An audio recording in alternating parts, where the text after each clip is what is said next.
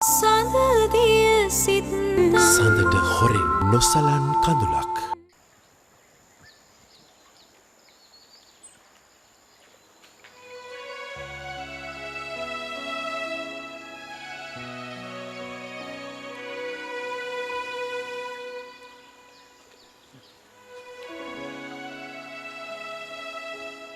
මට අද හරි සන්තෝෂයක් දැනුණ පුතේ හිතට. ඇයි අප්පච්චි? නෑ ඔයා මේ දේවල් කරනකොට බොහොම දැනුම් තේරුම් නැති කෙනෙක් වගේ කරේ. මේ දේවල් කරනවා බලා ඉන්නකොට මට හිතුණා ඔයා තවදුරටත් පොඩි ළමෙක් නෙවෙයි නේද? දැන් ලොකු ළමෙක් නේද කියලා. අනේ අප්පච්චි. මං ලොකුයි කියලා නම් කියන්න එපා. මට ඕනේ හැමදාම අප්පච්චිගේ පුංචිම දුව වෙලා ඉන්න. එහෙම ඉන්න තියෙනවා නම් මමත් කැමතියි පුතේ. හැබැයි ඉතින් ජීවිතේ යථාර්ථය එක නෙවෙයි නේද?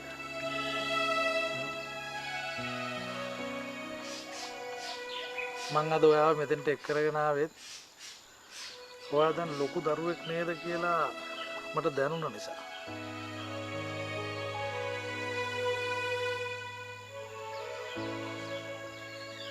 ඔයාට කියන්න මට ලොකු කතාවක් තියෙනවා පුතේ.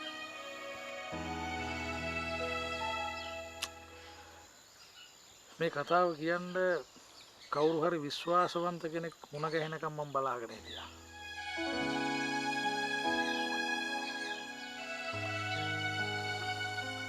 ඔයා තරම් විශ්වාසවන්ත කෙනෙක් මගේ ජීවිතේ මට මුණ ගැහුන්නේ නැහැ. මං හිතනවා ඉදිරි කාලය තුලත් මට එහෙම කෙනෙක් මුණ ගැහෙන්න ගන්න නැහැ කියලා.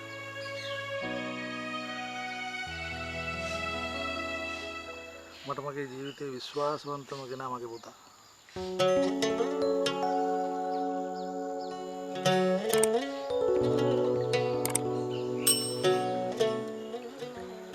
ඔය ඇහුව නේද මම නේත්‍රා ගැන දන්නවද කියලා?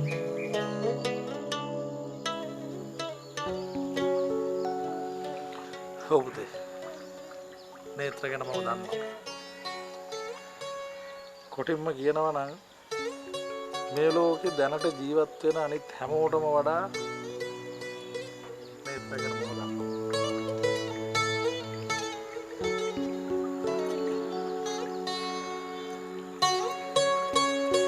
මම ඔයාලට කියන්න. කොහොමද මම නේත්‍රා ගැන දන්නේ? මොකද්ද නේත්‍රාගේ මගේ අතර තිබිච්ච සම්බන්ධය? මම ඔයාලට කියන්න. ඔයා පොඩි ළමෙක් නෙමෙයි. ඔයාලට දැන් මේව තේරුම් ගන්න පුළුවන් වයසක ඉන්නේ.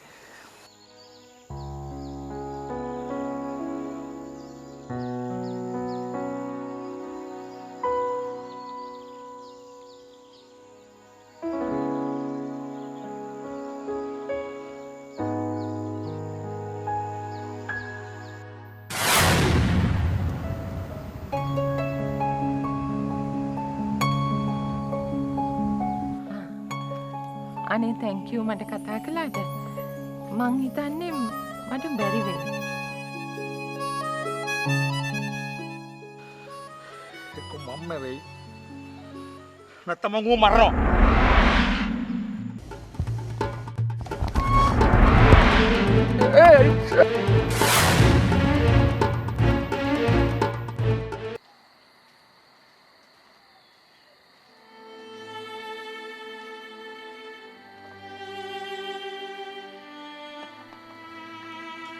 ඒක අතර ගත්තට මොකද නෝනා? වතුර ගුරක්වත් උගුරෙන් පහලට යන්නේ නැහැ නෝනා. අපේ නන්දත් කී වේලක්ද? වතුර උගුරක්වත් නැහැ මාමා. මට නම් හිතා ගන්න බෑ මේ මොකක්ද උනේ කියලා. අපේ කෙනා කියලා තියෙන මේ අදිසියම පාටි එක ප්ලේ කරන්න යනවා කියලානේ. සාමාන්‍යයෙන් ඔය ළමයි වීකෙන්ඩ් එකට ඔහොම යන්නේ. ඒගොල්ලෝ ප්ලේ කරන හොටෙල් එකටයි ප්‍රැක්ටිස් කරන තැනටයි විතරයි. මම පොලිසියටත් ඒක කිව්වා. පොලිසියෙන් ඒ තැන් දෙකටම ගිහිලා තියෙන ඉස්කෝලේ නෝනා. මේ හෝටලේ අයිතිකාර මහත්තයා මේ ගැන හරියට කම්පා වුණා. ඒ ළමයි හරිම හොඳ ළමයි කියලා. කොහොම හරි හොයාගන්න කියලා තියෙනවා. ඒ කට්ටියත් පුළුවන් තරම් උදව්වක් කරන්නම් කියලා.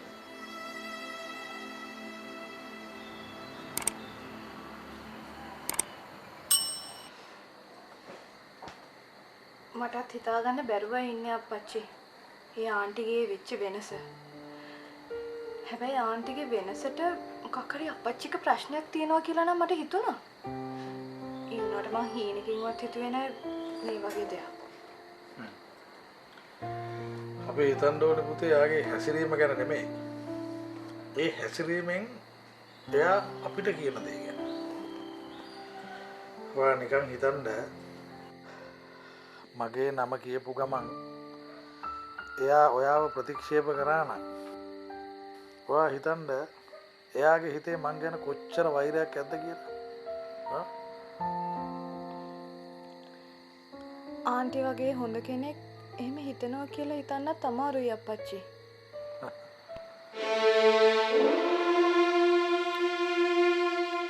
එයා එහෙම හිතන එකේ අසාධාරණයක් තියෙනවා කියලා මම හිතන්නේ නැහැ පුතේ.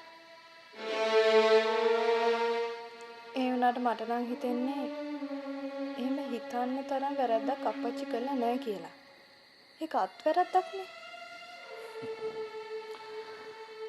වැරද්දක් වුණත් නැතත් ඒ සිද්ධියෙන් එයාගේ මුළු ජීවිතේටම විශාල බලපෑමක් වුණා. කුටින්ම කියනවා නම් නේත්‍රගේ මුළු ජීවිතේ මේකෙන් වෙනස් වුණා.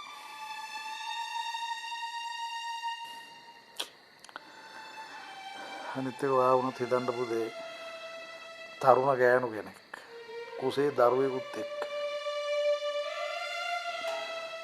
මේ ලෝකෙ තනි වුණා කියලා කියන්නේ ඒක මෙසේ මෙසේ දෙයක් නෙවෙයි. ඒක මේ විඳව ගන්න හරි අමාරු දෙයක්. අපි ආන්ටි එක කතා කරමු. ආන්ටි තේරුම් ගනී අප්පච්චි. අවුරුදු 20 ගානක් හදාගන්න බැරි වෙච්ච හිත දැන් එයා හදාගන්න කියලා මම නම් හිතන්නේ නැහැ පුතේ.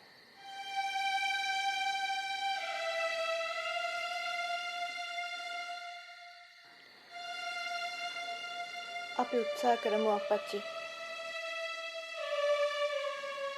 මේ වෙලාවේදී ආන්ටි ගොඩක් අසරණ වෙලා ඉන්නේ. එයා ජීවිතේ සෑහෙන අසරණ වෙච්ච කෙනෙක්.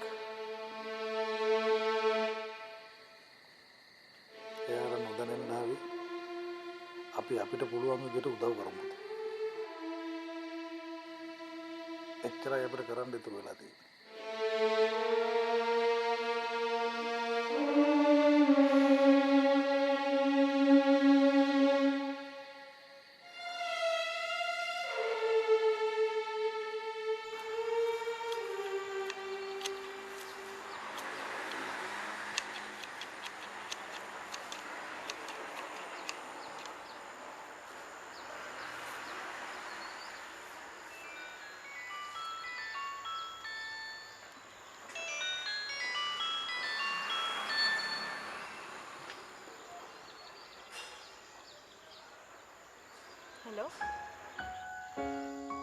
හෙලෝ අරලියා මන් හිංසා.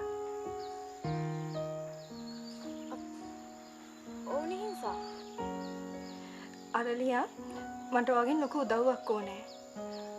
කොහොම හරි හෙට හවසට ආන්ටිව පන්සලට එවනවද? පන්සලට? ඒ බය වෙන්න එපා. මේක අපි හැමෝටම හොඳක් වෙන දෙයක්. ඔයා කොහොම හරි ආන්ටිව හෙට හවසට තනියම පන්සලට එවන්න.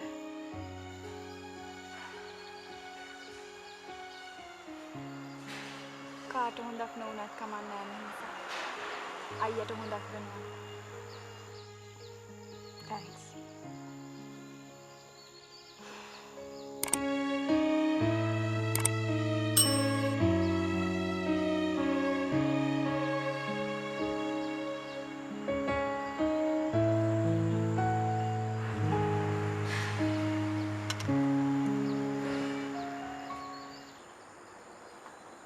දසුන් මේ පොලිසිය ඇවිල්ලා ගියෙක් ගැන ආන්ටිට කවුරු හරි කියලා. ඉතින් පොඩි බොරුවක් කියලා ෂේප් වුණා. පොලිසියෙන් මේ යන්න දෙන්න තියාගන්නවා කියන්නේ කේස් එකක් මහලන.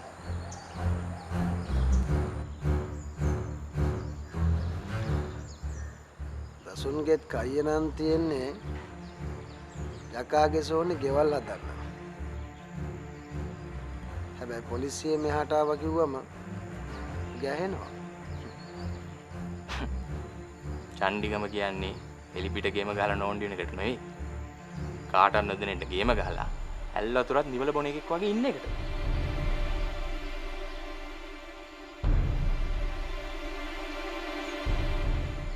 දසුන් කියන්නේ මුන් ටිකව නිදාස් කරමුයි කියලාද? දැන් ඒක ඔක්කොටම වැඩි භයානකයි. අපි මුන් උස්සන්න කලබල වුණා වැඩි මාළන්.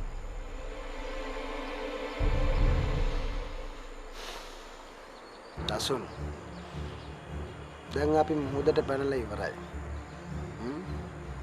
දැන් තියෙන්නේ මොන රැල්ල ආවත් ගොඩ පීනන එක.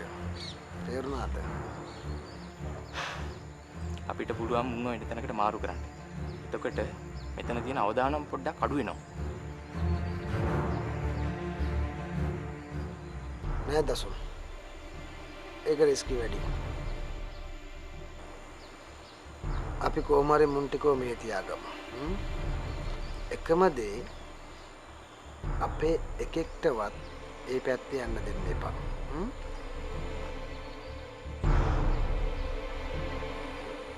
ඒ මාළන් ආයි පොලිසියෙන් මෙහෙට එන්න පුළුවන්.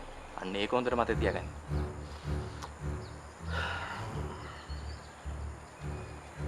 දසුන් කිව්ව හරි දසුන්. හිතේ තිබ්බේ කේන්තියට මේ ගේම් එක ගැහුවට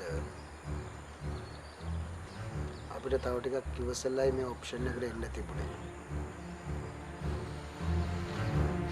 Let's see.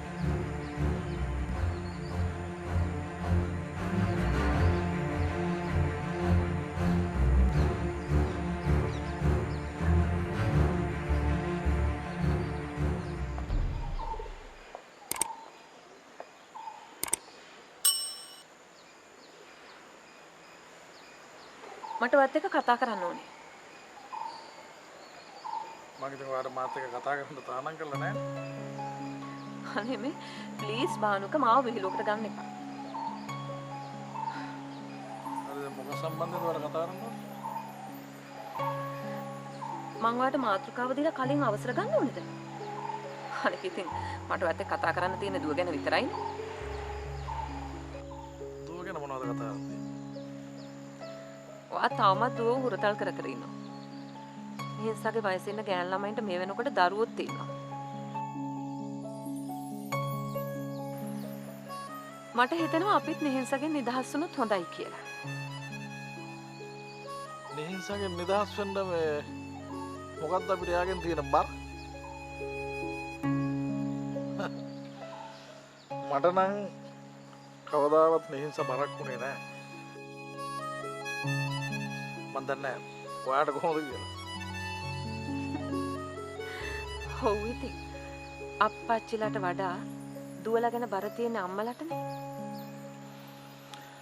හරි දැන් ඒ බරෙන් නිදහස් වෙන්න මොකක්ද ඔයාගේ යෝජනාව? මට හිතෙනවා නිහින්සව මාලන්ට කතා කරන්න.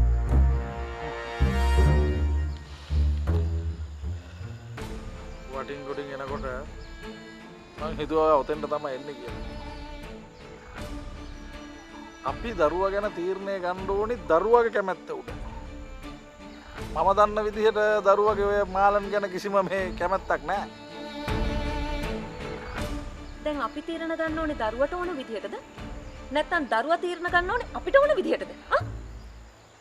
කාමිනී කවුරු කොහොම තීරණ ගත්තත් අවසානයේක විඳවන්නේ දරුවනේ. ඒකට ආයි අලුතෙන් උදාහරණ ඕනේ නැහනේ. හොඳම උදාහරණය අපි දෙන්න. පොඩක් හිතන්න.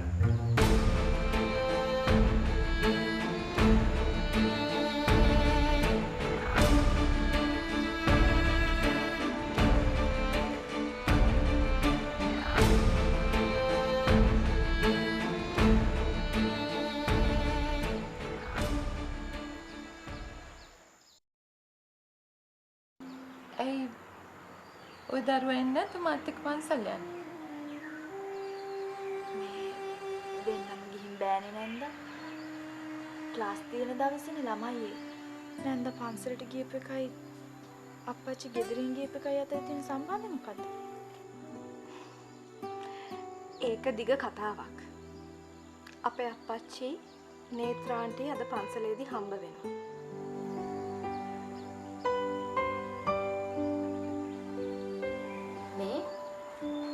මෙදා පාරත් කෙල්ලෙක් කප්පල දාලා ගිහිල්ලත් දන්න. මට ඔයාගෙන බයයි අම්මේ. මට ඔයාගෙන දුකයි. සඳට හොරෙන් නොසලන් කඳුලක්